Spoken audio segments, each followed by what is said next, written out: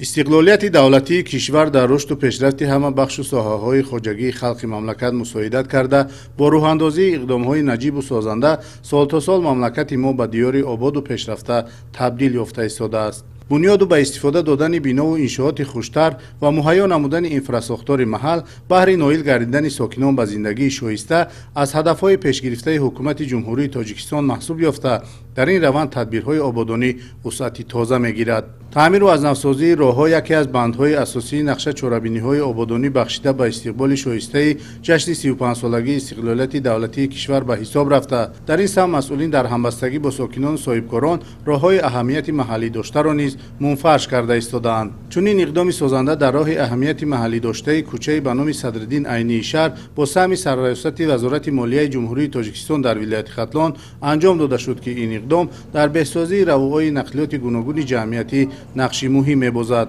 راه مذکور با درازی 80 و پهنایی 20 متر توسط تکنیک‌های ساحه با صفت بلند اسفالت پوش کرده شد که در آینده می‌تواند سالیانی زیاد به مردم خدمت رساند. با دستور و سفارش‌های اساسگذار صلح و وحدت ملی پیشوای معظم ملت محترم پرزیدنت جمهوری امام علی رحمان امروز کارهای آبادانی و سازندگی در تمام ولایت با مرام رفته ایستاده است و امروز دیده ایستاده است که در نزد سرریاست مالیه ولایت در راه نقلیاتی کارهای آبادانی سازندگی رفته ایستاده است و